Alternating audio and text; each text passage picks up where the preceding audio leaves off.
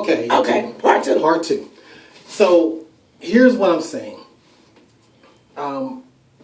When two people are apart and they really care about each other, and you have a situation like that, and if you just have your story, you guys haven't talked about it, you haven't argued about it, you haven't did anything about it, when you just storm off, you're going to have a negative slant. That's just the way it's going to be. Because part of me was saying, let her do what she going to do. That's a grown woman. If she want to step out like that, let her step out. Don't go after her. Then another part of me was torn because it was like, well, don't let your wife just walk away. Come on now. I mean, anything can happen. I mean, she could walk off and get it. So I was kind of twixt in between, and I sat down and I waited for an hour. A whole hour. Okay, look. Before he even called to see was I okay, where I was, anything. I did. I waited an hour. Okay, now that could be wrong, that could be right, but here it is. I had that dilemma. And in this hour, I had got 25 miles away from the house. For real. Okay, now on the bus. Part of me was saying, well, if she wants to talk to me, she knows my number. She shouldn't have left in the first place. Now, but I understand. We do things because sometimes it may be better to just say, let me just give you some space. But see, I would have appreciated it had she just said, look, what you said was wrong. You pissed me off. I just need some space. Give me 10 minutes or something like that. I'm going to go downstairs. I'm going to go to another room. Or I'm going to step outside, and sit on the curb or something. But she didn't say anything. So I figured, she got a mouth. If she want to call me, she'll call me. She know where I am. She'll call. But after that hour, that was just the longest hour ever. I was trying to watch Star Trek and couldn't focus. I was like, oh. But anyway, I eventually just said, let me find out where she is. So I text her because I believe that, she don't respond to her voicemails. She just don't. She never did. So if I call and she didn't pick up, then I would have felt more upset because, well, she didn't pick up, so now she don't want to call. So I text her, and I apologized. Hey, I'm sorry. I shouldn't have said what I said.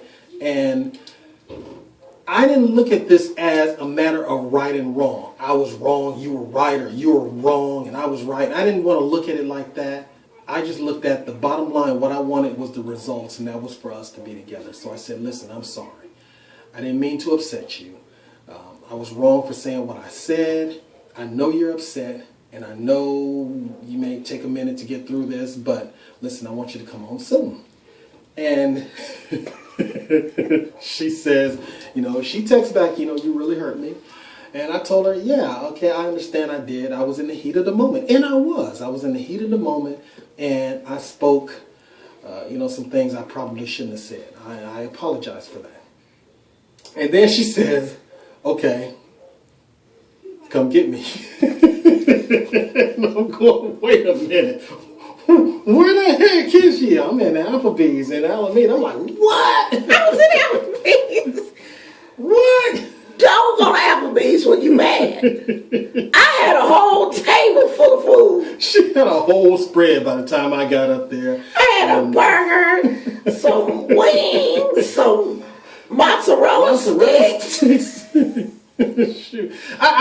It was bad because when I got to Applebee's, and I asked the I forget, maitre d' or whatever, what do you call that? Whoever. I said, listen, I'm looking for a woman. I'm here with a guest, and she came here alone. He was like, oh, there's only one woman here by herself. I know that sucks. But this is the first time that he really, really hurt my feelings. Like, I think if I had been driving, I probably would have been crying. But I wasn't about to be crying all on the bus. People looking at me like, ooh, what's wrong with that? Wow. My feelings was so hurt because I just don't think he realized like how harsh he sounded. And he know that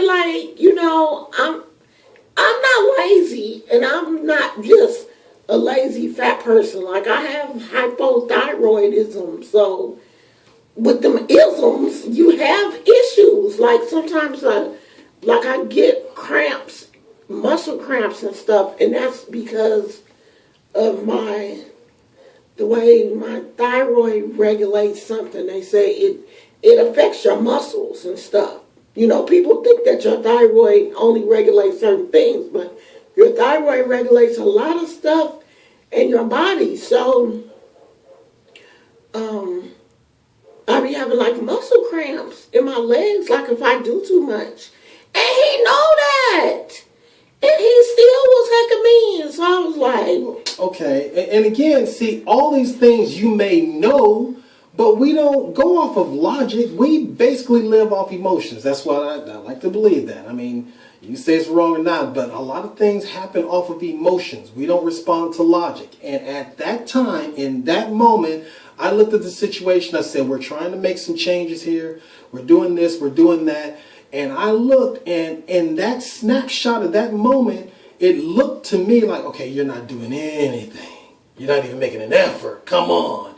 And so that I spoke out of that emotion, and I came out with it. And I even admit it. After I thought about it, like I said, I put my foot in my mouth. I spoke basically out of turn, and I thought about it, and I said, wow, I shouldn't have said that. But at least I came back to say, hey, look, I'm sorry. I shouldn't have said that. Then on the other hand, I say, you should not have left. You should not have left. But see, we don't want this to be you're right and he's wrong or any. We didn't want that to be this. We just want to talk about it because, I mean, it was just something that was interesting to talk about. You know, we don't want to come off like we are the perfect couple. We have issues just like everybody else. But the key is, this is my husband. This is my wife. This is not my boyfriend. So this is not one of those situations where, okay, well, we broke up or he made me mad. I ain't with him no more. No. Yeah, I mean, that's... I might go to Timbuktu, but I'm going to come back to my husband. I'm going to come and get her, too. He going to come get me. I'm going to get her. And I'm going to come home with my husband. I'm going to get her. It ain't like, you know, we in this for the long haul. So I can get mad. I can get angry. My feelings get hurt. Whatever. I'm going to come home to my husband. And he going to come get me. I could have been in Florida. She wouldn't have got too far. She wouldn't have got too far. Yes, I would. If she was driving, she wouldn't have got too far. Trust me. You wouldn't have got too far. It would have been a whole different situation. I got 25 miles away from the house on 2 buses. Okay. That was that time. But see, I believe one thing is relationships is give and take. There are certain things that you have to give in order to, I mean, well, I take that back. It's more give and give. You know, you give. You put yourself out there and you admit weaknesses. You admit that, hey, I was wrong in this situation. And I don't look at it to say, okay, I was wrong for this, but you were wrong for that. Yeah, I don't think that's the and right we have not done that. I mean, this situation happened and we let it go. I have not said anything to him about it since we talked about it. That's, you know, this is like the first time that, you know, we've kind of brought it up. But we only brought it up, you know, just to show that couples can handle situations that come up in their marriage without cursing each other out, without, you know, getting angry to the point where you either call somebody else, that nigga did so-and-so, let me tell you, I ain't called nobody. What happens between me and him stays between me and him. Because if I can't talk to him about it, the only person, right, the only other person I'm going to go to is God. That's it. We don't want to mess with her agenda. So, we're still together. Well, I mean, you can see because we're laughing and joking about it, but it was a serious situation. No, it was serious. It was, and I mean, we took it as that. I don't play when it comes to my wife's feelings and things like that, and this is a growing thing for me. I mean, yeah, I was married before for 10 years, and I've known her for 30 some odd years, and but I'm still growing, I'm still learning, and I'm willing to be teachable. And I think that's with both of us. We're willing to learn, we're willing to grow, and we understand that this is a dynamic relationship. It's going to have all kinds of bends, shapes, turns, and spins, and bounces, and things like that. Okay, you got a little too close to my face when you did that spin thing. Be careful. That's why I love her. Anyway, you guys, we're having fun. Still in love. We still have our bumps and bruises, and I'm sure you're having bumps and bruises too. But in the end, I'm tired of that cliche at the end of the day. At the end of the day. I hate that.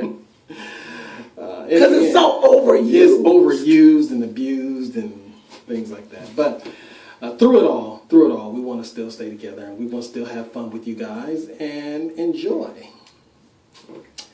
Peace.